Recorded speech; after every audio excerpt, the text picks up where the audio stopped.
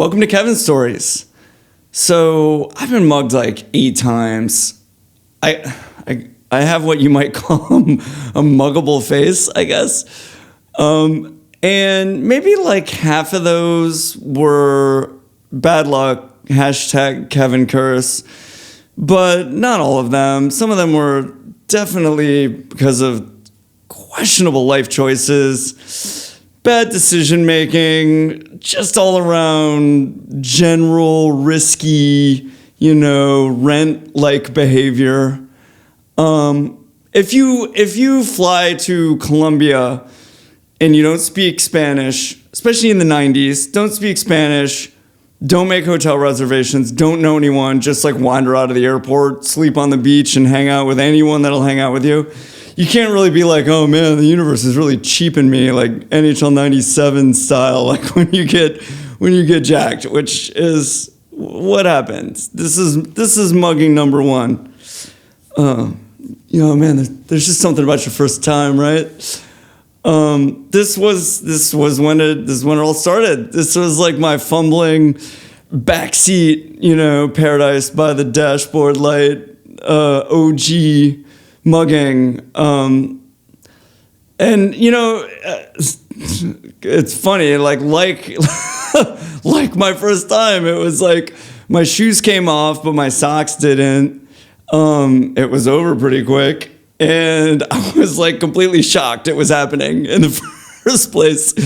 So there was actually quite a few parallels. But as I mentioned, I went down to Colombia, Cartegena, 1997.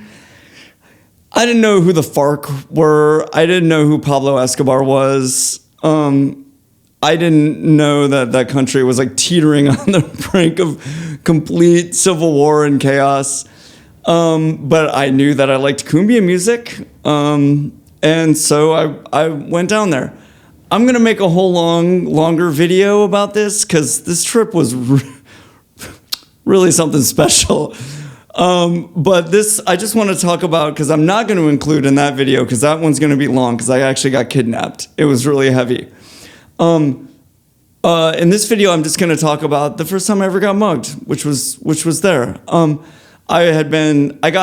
met this dude named Jesus, who factors prominently in that other video, who was actually Brazilian originally, so I don't want to really throw shade at Colombia, because at the end of the day, it was actually a guy from Brazil who did the worst damage. But I met this dude, and we hung out. The first time I met him, like, he spoke fluent English, and I was drawn to him because I was like desperate for conversation. After a couple weeks in a country where like I sort of thought everyone would speak English because I was like a dumb American, and then I got there and like nobody did. This guy did, and so that was welcome, and so I hung out with him. And the first night I got locked out. I was staying at a youth hostel at this point, and on the beach in Boca Grande in Cartagena, and I got locked out because I either didn't even know at that point or forgot that they locked the door at a certain time. And he was like, let's just go sleep on the beach. It's fine. And I was like, really? I don't want to question your judgment, Jesus. His name was Jesus, by the way. It's also heavy. I don't want to question your judgment, Jesus, but it's really? And he was like, yeah, let's do it. And I was like, all right. So we went down to the beach and we slept, and it was totally fine. Nothing happened. And honestly, that made me kind of like more reckless going forward, I think. That dude Jesus, his story checks out. He seems fine. I'll go anywhere with that guy. I'll live to regret that. And slept on the beach. That seems pretty harmless. So then he was like, after I got locked out, he was like, hey, I can get you a hotel for like half that much. And I kind of dismissed him for a couple days. And then finally he talked me into it. And I was like, all right. So we go to this hotel, and it's like during the day, and I can tell it's like kind of in the bad neighborhood. But I was like, oh, whatever. It seems fine, I guess. Because it was so busy, during the day, even though it was like kind of a bad part of town, there's so many people around. It seems like totally safe. So, but it was bad. It was bad. It was even maybe worse than like the worst things I saw like in the flop houses in Detroit when I was making some of those aforementioned questionable life choices. it was like to turn the lights on, you had to like, there was two bare wires that you had to like hook together and they would like spark. And it was just like it was a little teeny like 10 by 10 room with a padlock. I just got like a key to a padlock. The walls didn't even go all the way down. They like stopped. And a rat ran through the room at one point, which actually didn't freak me out. I'm not like, rats don't bother me. Mice, rats, they don't really faze me. Insects, however, faze me. In particular, in Colombia, they have something called the vinchuca. Well, it's not just Colombia. Let's be fair about it. They have it all over South America, and they actually don't have it that much in Colombia. But I read about it and learned about it, and it's called the vinchuca. It's the assassin beetle, and it can't even fly because it's a big fat ass, but it'll like climb up to the ceiling, and then it'll use its little wings to like hover down onto your face, and it will like pincer open your skin and drink your blood and take a shit on you. And if you're really unlucky, Kevin Curse, it will give you Chagas disease, which is this disease where it's like there's no symptoms. You like you don't even know you have it, and then like 2 years later you just keel over dead. And shit, shouldn't have told me that. Like especially at that point in my life as a hypochondriac, I was just like, first of all, there was a 2-year window after my Colombia trip where I still thought there was an outside chance I was maybe just going to be like face down in the mashed potatoes one of these days. But it never happened. But I was really worried about this beetle. So this room that had like wires hanging from the ceiling and like newspaper jammed in a hole, and it just had one little bed and a fan. I like sprayed a bunch of Black Flag roach spray, which I wonder if that's what the punk band's named after. I think it's banned in this country, but it's apparently still allowed south of the border. I feel like that might be where the band is named, and not from just like Black Flag from car racing. But anyway, I sprayed a bunch of that, and immediately like insects came out from everywhere to die. Like centipedes like running out and curling up and dying, and all kind of different beetles just like trotting out and be like, well, I've had a nice life, boom, onto their back. And it totally freaked me out. And so I was with Jesus. I was like, I'm going to pretend I didn't see this. I'm going to go out to the bars and act like this didn't happen, and I'm going to drink so much, I don't care when I get back. So we go out drinking, we come back. And by the way, this hotel was like probably built in the 1600s. It had this like mezzanine with no roof that was all like mosaic tile that was totally decrepit, but at some point hundreds of years ago was probably amazing. There's only one, there's like a communal toilet with no toilet seat on it, by the way. And I came back with Jesus, and went into my room, and it was like, oh my God, it was like Temple of Doom. The bug scene? It was like that, except they were all dead. And well, a few of them were still like, treadmilling in the air. And I was just like, I can't do it. I can't sleep here. So I went out on the mezzanine, and I straight up like Clockwork Orange prison style, I just walked in a circle. For like 2 hours or more, I just walked in a circle, was just like in my happy place, because I was just like, I'm going to go sleep on the beach, So I walked in circles, so the sun looked like it was coming up. But that time of day where it's like, the sky looks like it's sunrise, but it's still like dark out, which is actually kind of the scariest time in any major city in my experience. It was that, it turned out. I got outside. The kid working the front desk was laughing when he let me out. I assumed because he was like watching TV, and I assumed he was laughing about that at the time. But now I wonder if he wasn't like, oh my God, what are you doing right now? Because I got to tell you, I was 20 at that point, and I looked like, I'm 42 now. When I was 20, I looked like I was like 13. And so he like let me out, and I walked down the stairs because it was on like the second floor.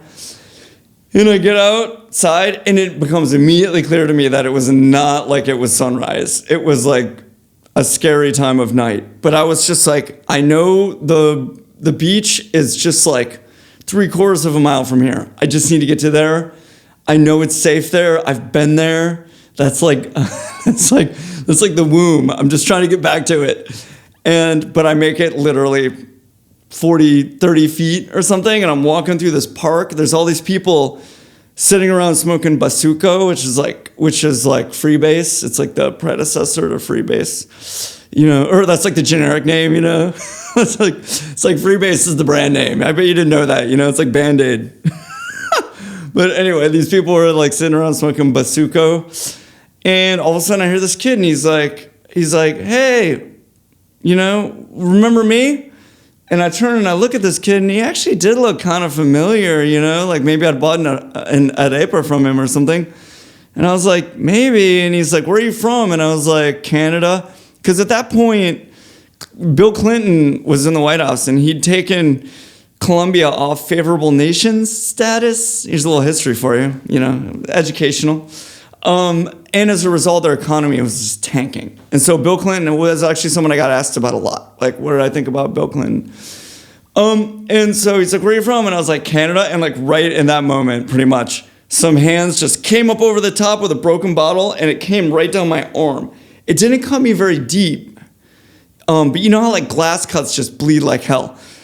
But it was like they came over the top, and they were holding I'm trying to stand up so you can see it. They're holding a broken bottle into my stomach. I was pulling back against it as hard as I could, but it created this sort of like dangerous tug of war where it's like, if I actually let go or slipped, they were just gonna stab me right in the liver. And they were like yelling like, tranquilo, tranquilo, like relax, we're just trying to like jam a broken bottle in your stomach, that's my favorite spa treatment, right? When I go, let's get my face done, like give me the broken bottle in the stomach. And they're like, tranquilo, yelling at me. And so then they they take my wallet. There's like no money in it. Cause I was like green, but I wasn't a complete fucking amateur. I know you don't walk around with a bunch of money in your wallet. And then it was in my sock. And then they took my wallet, and then they stood on the back of my shoes, and they just knocked me forward. So I basically fell out of my shitty like Vans with ollie holes in them. That I guess they thought it's like if they're American, maybe they're worth money or whatever. But they took them, and I just and mind you, like maybe 10 people saw this happen, and we're just kind of like, whoa, And then I staggered back to the hotel up the stairs, and my arm is just bleeding, and I'm just kind of dazed, just like losing your virginity, you're like, whoa, I can't believe that just happened. And I get inside, and it's right at that moment where it becomes clear to me that it was like a brothel, this hotel, and I hadn't noticed before because I hadn't spent very much time there, and I was there in the afternoon, and then I came late at night. But at that moment, there was this woman who had lingerie on, kind of ragged lingerie, but lingerie on, and was done up, and she saw me, and I gotta tell you, this moment of human kindness meant a lot to me. She went and got toilet paper, which was kind of all they had, for my arm, to wrap around my arm. And then she went out on the balcony, and these dudes had on my way back to the hotel had thrown my wallet at me, because they're like, we don't want this. We don't want your ID on. We don't want your ID on us. That'll get us in trouble. There's no money in it. They just threw it back to me, which I think was, by the way, the genesis of when I tell the other mugging stories. You'll notice a number of them end with me chasing and hassling the muggers to get my ID back, because I've realized that generally they don't want that, and they'll give it back to you if you just hassle them. So there's a couple times where I took a beating and then was chasing them to get my ID back, just to not deal with going to the DMV, because that's worse than getting mugged, is going to the DMV, at least in New York, I gotta tell you. She gives me the toilet paper, and then she goes out on the balcony, because like I said, I was on the second floor, and she starts yelling in Spanish, and one by one my shoes fly up over the balcony, and she gives them back to me. And then she carries on with her life. And thus ends the really improbable way that our life intersected. But I've never forgotten that moment of human kindness. And to this day, whenever I read about, legislation involving, prostitution and not prosecuting prostitutes, I'm always for it, and I always remember that moment because she really helped me at a moment when I needed it. That's it for that story. But man, you gotta hear the rest of that Colombia story. Stay tuned.